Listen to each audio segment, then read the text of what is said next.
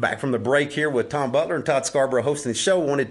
Tom, before we end the show, wanted to talk about the whole, my favorite line in Rocky III is when they asked Mr. T, what do you predict for the fight? And he said, pain.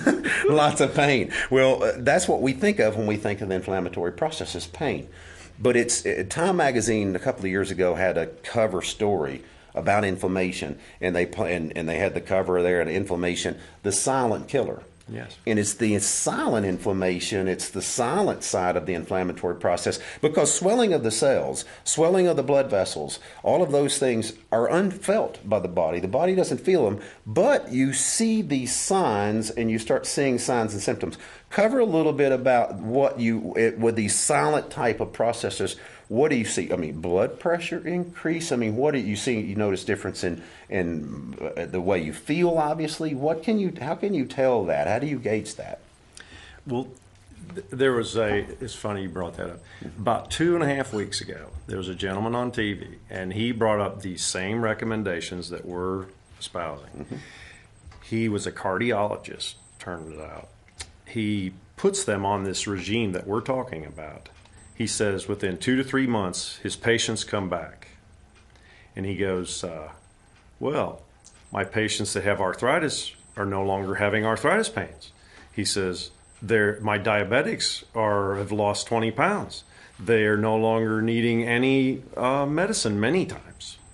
Their blood pressure is normal. Their blood sugar is normal. Their triglycerides are down. They've lost all their weight. They are not taking water pills. Mm-hmm. So, I mean, how else can your body tell you other than pain? I mean, many times what they'll do, if the people get on this, and you don't have to be a religious person you don't have to just change your whole life. Yes. Just try this for a period of time. Try it for a few weeks. And it's like I always tell them, you can always go back to eating bad food. It's out there. Nobody else is trying to help you go in this direction. I mean, none of the basic food groups are out there. I mean, all this flour is for you people. You mix up this dust with sugar, and it's a donut, and it's some kind of a biscuit. You mix it with salt, it's a pretzel or it's a pizza. Yeah. I mean, it's just dust. You can live without it. Yes. But if you have to have some occasionally, fine. If you can do what we're espousing 4 days a week or 3 or 2, that's better than what you're doing now. Right. And you're going to notice some change. If you will be a little bit of a zealot for 2 or 3 weeks, you will notice dramatic change. I had a lady who was suffering chronic pain, 16 years, unrelenting, taking 4 meds, the anti-inflammatories, the antidepressants, something to sleep, and then something for thyroid to get her going. And she had no relief. She had diagnosed with fibromyalgia. She was on disability. She says, "Can you do an adjustment for my pain?" I said, "You're so painful." She had trigger points where there aren't even trigger points. Have you seen people like That's this? That's real bad. Yes, certainly. And so I told her this. They always get this look on their face because the people that are in the most pain are doing this the most. Well, my favorite food is, pasta. My second favorite food is pizza. My third favorite is a donut, and it goes on and on. But to make a long story short, a month later, she's markedly better. 2 months later, she has her first pain-free week. 3 months later, she had a few bad days because she didn't believe she was doing so good, so she went back to the old junk.